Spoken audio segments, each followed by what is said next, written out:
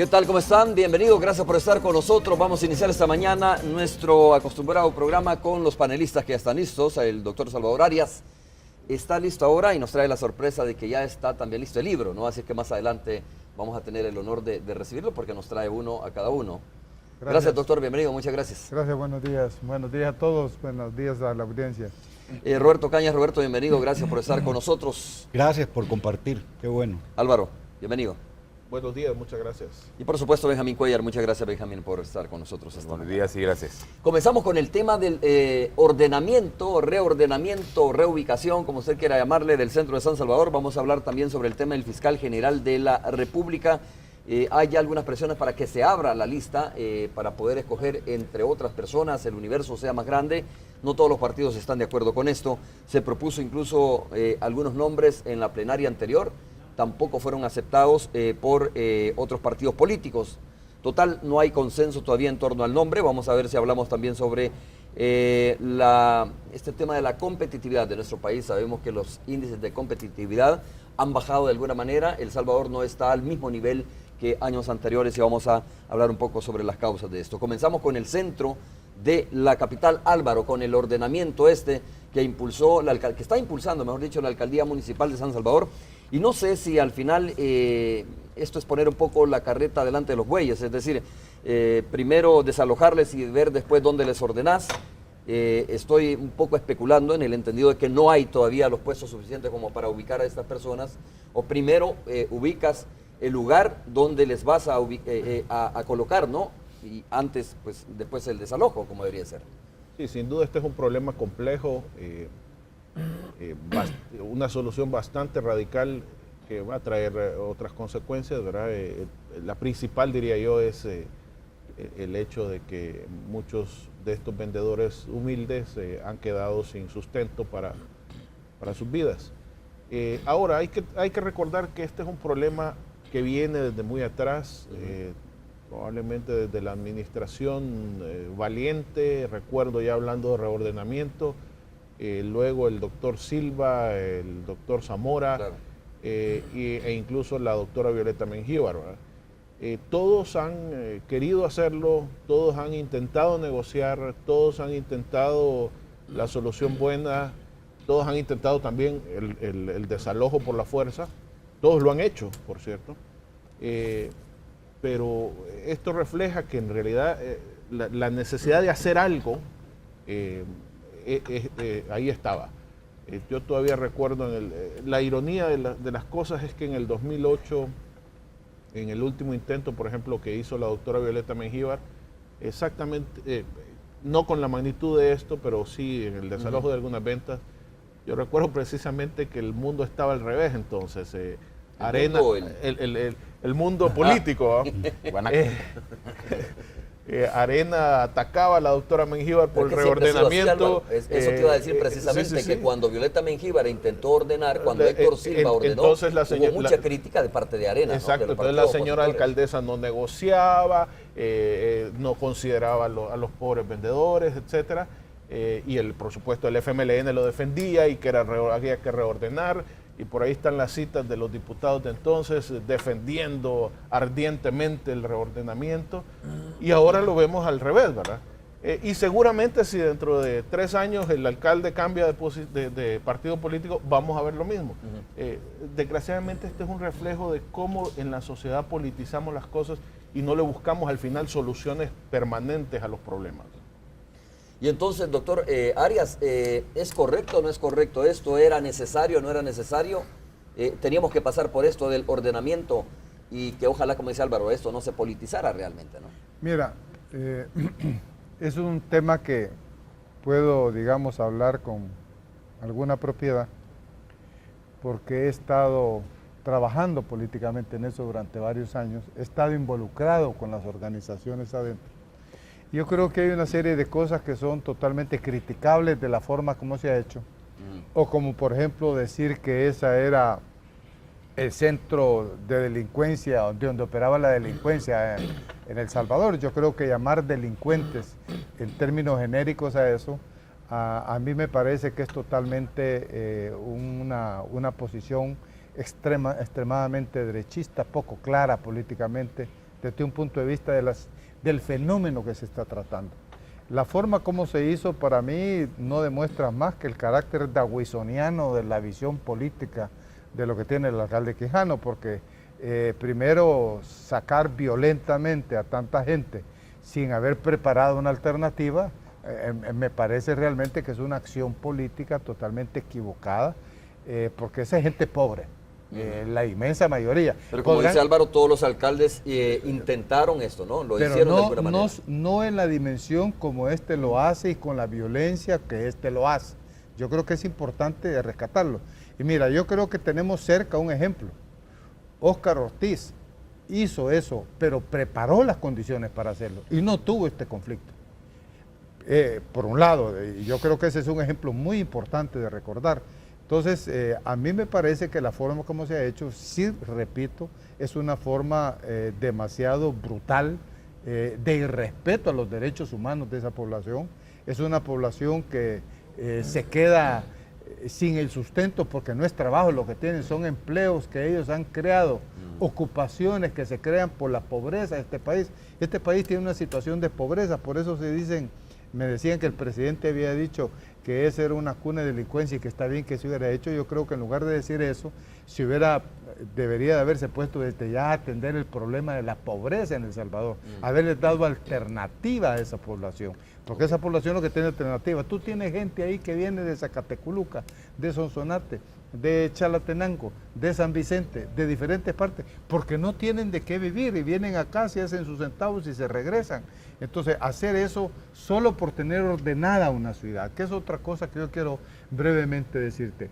El concepto de tener ordenada una ciudad para que se vea bonita a costa de quitarle el poco sustento, porque es poco sustento, esa gente no es que hacía dinero ahí, solo por el poco sustento, sin darles una alternativa, a mí me parece que es una violación a los derechos humanos y económicos de la población. Es también el derecho de los otros, ¿no? De los que pasan, de los que necesitan utilizar las aceras y no verse obligados. Le voy a preguntar a Roberto, doctor Arias, y después puede de nuevo intervenir. Digo, es el derecho también de las otras personas que pasan por ese lugar, que se les obliga a la calle, a tirarse a la calle, a causa de ser atropellados por un vehículo. Digo, ¿cuál es tu punto de vista sobre esta situación que es, como dice Álvaro, bastante complicada, ¿no? Bueno, en primer lugar, los centros históricos son la zona cero de la ciudad donde se originó, es un punto de identidad nacional, es un punto que puede ser productivo porque puede generar empleo, es un punto turístico. Si no, hablemos de Quito en el Ecuador, hablemos del Viejo San Juan en Puerto Rico, hablemos de La Habana Vieja en Cuba, en fin. Es decir, hay una preocupación latinoamericana por la recuperación de los centros históricos porque tienen un valor de todo tipo muy significativo. Dos, hay que ir a la raíz también. ¿Por qué las personas venden en la calle? ¿Por qué pasan a la informalidad? Eso hay que tenerlo muy claro. El aparato productivo económico del país no es capaz de absorber toda la oferta de mano de obra que se presenta en busca de un trabajo. Entonces, ¿qué hace la persona? Se da su propio trabajo y crea su propia empresa a partir de lo que puede tener acceso a vender. También hay que entender que es tan complejo el fenómeno porque ahí circulan como 5 submundos, además del mundo de lo aparente que es la venta de personas, de cosas en la calle. ¿Y esos submundos trascienden al ámbito de la delincuencia? Como ahí se mezclan la venta de containers robados, que son las famosas cachadas. Ahí se mezcla la venta de droga.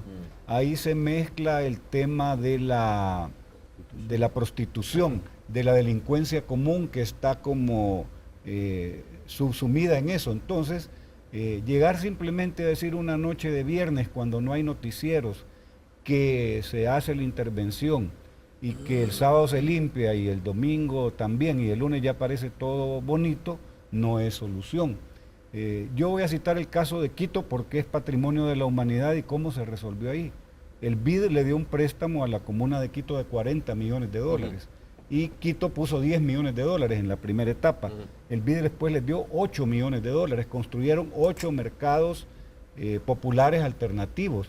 Por supuesto, hay buenas y malas prácticas, hay lecciones aprendidas de las que debería de tomarse. ¿Pero Quito pasó por este trauma también del desalojo de vendedores o no? No hubo desalojo. ¿Sí? O sea, es que la democracia es larga y cuesta. Es decir, sin duda, Han de haber existido algunos bolsones donde hubo ciertos desalojos, pero no de la envergadura de esta que parecía que era Calígula viendo Roma ardiendo con una lira, Norman Quijano, pues, es decir, puso a arder el centro en el desalojo más grande de los últimos años.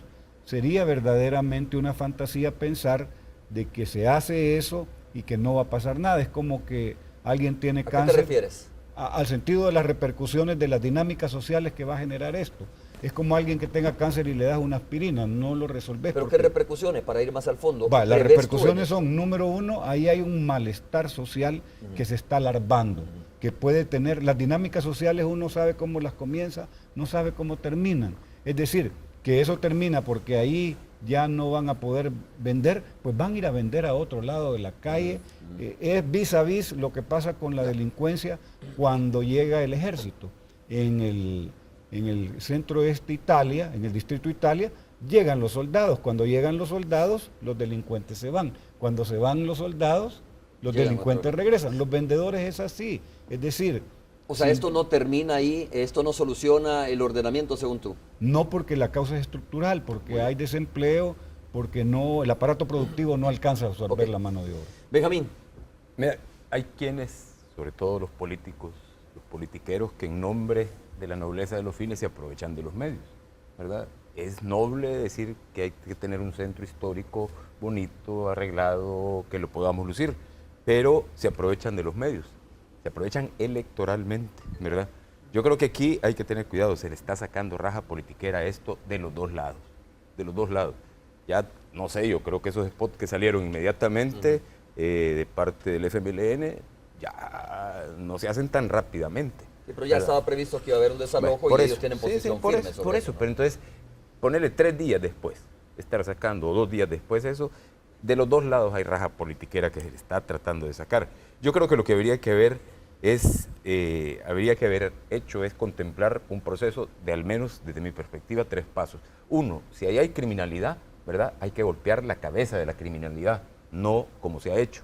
Si Funes dice, yo apoyo eso con la humo porque se le está golpeando la criminalidad, que ocupe la fiscalía y que ocupe la policía, la inteligencia policial, para golpear y desarticular eso. Porque como bien dice Álvaro, todos los políticos han hecho esto en mayor o menor medida, en este caso la mayor medida que hemos visto, ¿verdad? Pero también del otro lado, todos los dirigentes de los vendedores han hecho lo mismo también, aprovecharse de la gente que está fregada. Entonces yo creo que es importante partir de algo que es básico y que responde a que no va a haber solución. A la pregunta tuya al final que le decías, Roberto, si no se va a solucionar, hay una pobreza nacional histórica que hay que resolverla, por favor. Entonces, el segundo paso, además de golpear la cabeza, debería de haber sido tener ya preparada una nueva ubicación. O sea, se habla de los edificios aledaños que están abandonados. A mí me dijo ahora un empleado de la alcaldía que acondicionar. Que está el distrito, por cierto, los tengo anotados. Dice el Mercado Tinetti, el Central y el San Jacinto, dice, ¿no? Y están preparando otras alternativas. Yo no sé. Pero esos mercados rebalsan. No sé si eso es un mercado. No, perdón, esos mercados rebalsan. Están saturados esos mercados. Pero hay otros edificios, pero han planteado que hay otros edificios aledaños que están desocupados, pero hay que acondicionar. Pero hay que acondicionarlos, no ir a meter a la gente así nomás sin luz, sin sanitario, sin nada, ¿verdad? Tanto para los compradores como para los vendedores. Y tercero, yo creo que también habría que plantearse la generación de empleos. La fábrica de empleos nacional que se prometió y que no se ve, ¿verdad? Y al contrario, se están anunciando despidos de jubilados a los que se van a sumar a estos que han quedado sin empleo, sin forma de ganarse la vida. No estoy hablando de los criminales, que había que golpearlos, pero inteligentemente. Y había que pensar también de que la municipalidad generar cosas como, por ejemplo, en México, no es santo de mi devoción, pero Carlos Slim, el centro histórico, fue el que colaboró con Andrés Manuel López Obrador para rescatar el centro histórico mexicano, que era un caos. Y si ahora podemos ir tranquilamente al centro histórico de México, quienes podemos ir o nos invitan a ir. Y solo quiero terminar con una cuestión. La ciudad no es solo el centro histórico, ¿verdad? No solo son los edificios. La ciudad es la gente y su entorno. No podemos esconder a la gente debajo de la alfombra, a la gente pobre, la pobreza debajo de la alfombra, para tener una ciudad bonita. El argumento de la alcaldía, doctor Arias, a ver, mire, usted no puede agarrar un megáfono, irse a poner al centro de la capital y decirle, señores vendedores, por favor, el día de mañana se me van a desalojar de aquí y se van a colocar en tal lugar. Dicen, no entienden de eso, no entendieron. Hubo varios intentos, reuniones, dice la persona con la que estuve conversando de la mañana, y fue imposible ponerse de acuerdo. ¿Pero entonces, con quiénes se reunían? ante una Perdón. situación como esa, usted aparentemente necesita una medida radical, ¿no? Para acabar de alguna manera, para entrarle de alguna manera muy fuerte a eso. No es un homenaje. Porque otros, solo termino con esto, porque otros alcaldes se consideraron como tibios en esto, que no fueron tan determinantes en esto. Es que no es un megáfono lo que Ok. necesita, lo que necesita es darles alternativa. O sea, es un absurdo pensar, o sea, yo les digo, váyanse mañana porque aquí queremos limpia la ciudad. Si la gente de eso vive, es gente pobre. Mire, yo te voy a decir una cosa. Norman Quijano ha hecho un cálculo político bien claro.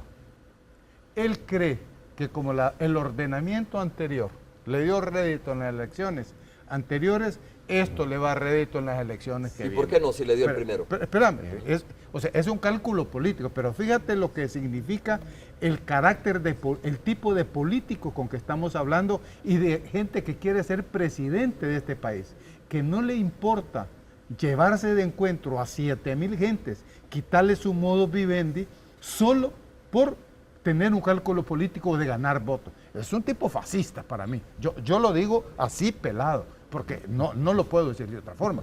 Eso es un cálculo perverso. Y además está jugando con la mentalidad de la gente que dice, les pego ahorita porque dentro de 3 meses ya se les olvidó. Y en cambio, los sectores medios van a decir, ah, qué bonita la ciudad de San Salvador. Porque yo estoy de acuerdo con el análisis que tú haces de Quito. Yo he estado en La Habana también, ordenados, pero ya han habido procesos que tienen una consideración social, humana, económica de la gente, no una visión perversa Roberto, política. Primero, a ver, ¿esto es un cálculo político, como dice el doctor Arias, para o mí realmente es una esa es la necesidad diferencia. o era necesario No, es ordenar que el mira, centro? es que solo te termino, es una necesidad tener cierto ordenamiento, Ajá. pero dale alternativa, no lo hagas. Y lo que más me molesta a mí es que esté usando, tanto en la alcaldía, y lo esté usando Funes, poniendo en el centro que es un nido de delincuencia, porque eso es convertir en delincuentes a todos los vendedores ambulantes, Roberto. y eso realmente es perverso también. A ver, veamos, hagamos teoría de los escenarios. Un escenario podría ser, Norman Quijano no está creciendo en las encuestas. Entonces le ofrecen un plan que tiene la primera fase, hacer la intervención violenta y desalojar un viernes por la tarde-noche. ¿Cuál es el cálculo? No hay noticieros o hay muy pocos. Entonces la cobertura que se le va a hacer mediática a la intervención va a ser muy poca. Lo que no contaba en ese plan, que parecía perfecto, es que la reacción tuvo los niveles de fuerza que se tuvieron, pues en términos de que prácticamente parecía zona de desastre San Salvador, parece todavía. Entonces, primera fase del plan, hacer una intervención violenta el viernes por la tarde-noche.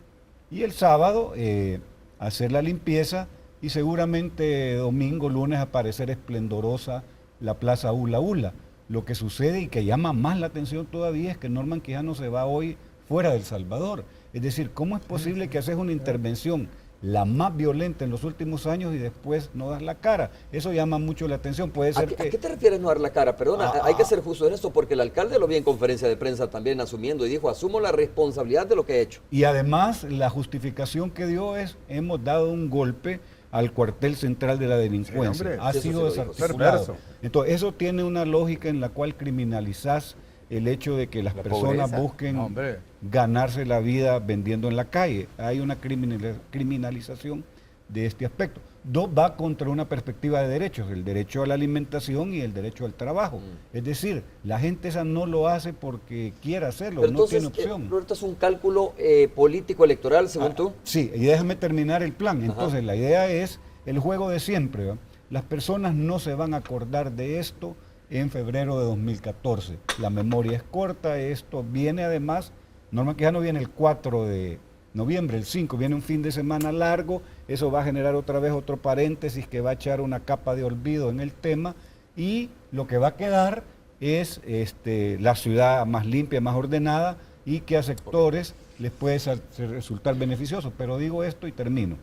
Los sectores golpeados o no tienen DUI, seguramente quizás se ha de hacer el cálculo poniéndome en los zapatos de los que aconsejan a Norman, esos no han de tener DUI. Y si votan, no han de votar en San Salvador. Los que votan en San Salvador sí van a ver bien el hecho de que se ordenó la ciudad, así que adelante. El costo-beneficio es mayor en términos de buscar votos, mayor el beneficio que el costo que va a tener de afectar a gente humilde que quizás no vota porque no tiene DUI o vota en otro lado porque vienen de Sonsonate. Okay. Álvaro, el fallecido Héctor Silva precisamente utilizó ese mecanismo. Héctor Silva fue reconocido y ganó mucha popularidad por dos aspectos fundamentales. La descentralización de los servicios de la Alcaldía Municipal de San Salvador, creó los distritos, que es una medida que hoy sigue siendo aplaudida y muy excelente, y también comenzó con el proceso de reordenamiento de la capital. Yo recuerdo, por ejemplo, como el Parque Bolívar, yo estaba en otro canal y transmitiendo en vivo cuando encendieron las luces y había un proceso de reubicación, pero también hubo uso de la fuerza, ¿no?, en su momento para lograr este proceso.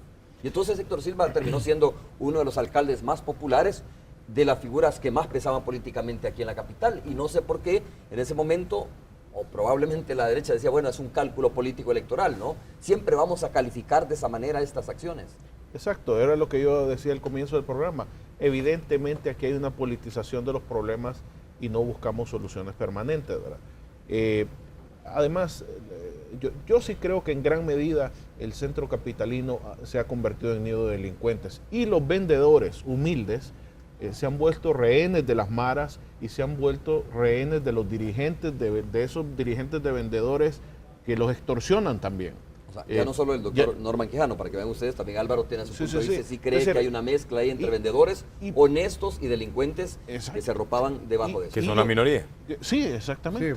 Exactamente, son una minoría, pero la gran mayoría está rehén de esa minoría. Sí, pero el problema es que se pone como argumento central el de que es un nido de delincuencia y por eso se ataca. Norman Quijano, Funes también. Ahí hay contrabando, ahí hay drogas, ahí hay venta de pero hay contrabando y drogas en todo el país. Sí. Tendríamos que hacer una limpieza nacional. Pero el punto es, si el doctor, evidentemente el doctor Silva tenía conciencia de que este era un problema grave y había que entrarle. Evidentemente el doctor Rivas Zamora también, evidentemente la doctora Mengíbar también, evidentemente el doctor Quijano. Mi punto es fácil descalificar per se y luego oponerse, y luego 3 años después, cuando cambia la alcaldía, cambian los puntos de vista. No, hombre, realmente aquí el reordenamiento sí es necesario. Por supuesto, también es necesario crear alternativas para esta gente, pero hay que ver más al fondo, ¿verdad? No solo el criticar porque sí, o ver la coyuntura electoral e inventarse spots. No es eso tampoco la solución. Ok, yo tengo que hacer la primera pausa comercial. Cuando regresemos escuchamos. Siempre me das a mí. Claro, pero te doy todo el espacio. Imagínate que te doy la oportunidad de que en la pausa puedas articular. Pensar. Que siempre lo haces bien, pero articular mejor esa idea que tú nos vas a exponer cuando regresemos. Carolina Mengíbar con el tráfico vehicular. Real Rent Car presentó el reporte del tráfico.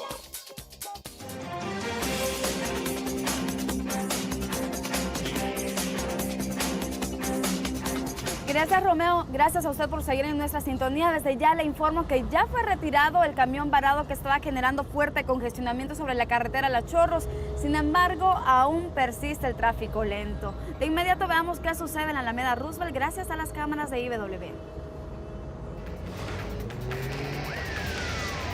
En este caso, carga vehicular en ambos carriles, pero fluido por el momento. Excelentes noticias para quienes se dirigen hacia el centro de San Salvador o vienen hacia la Plaza Salvador del Mundo. Seguimos con el Boulevard de los Próceres.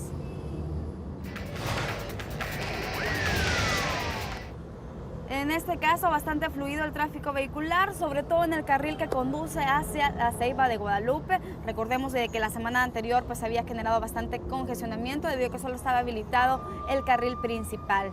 De inmediato les informo que, aunque parezca increíble, se generó un accidente de tránsito en el que un motociclista pues se vio afectado sobre la calle Agua Caliente. Esto debido a que presuntos ladrones intentaron robarse los rieles del tren que atraviesan la arteria. específicamente en el carril que conduce hacia Soyapango, así que mucha precaución al momento de conducir sobre la calle Agua Caliente, que se convierte en una opción para quienes pretenden escapar del fuerte congestionamiento que se genera sobre el Boulevard del Ejército. Largas filas desde Walmart hasta la Terminal de Oriente no reportan a esta hora de la mañana. También nos están informando que hay tráfico lento sobre el Boulevard Constitución y sobre el Boulevard. Nos vamos a pausa, pero regresamos con mucha más. Real Rentacar le pone alas a tu destino. Paga un auto 2 días y llévatelo 3. Llama ya al 25 66 70 70. Real Rent Car.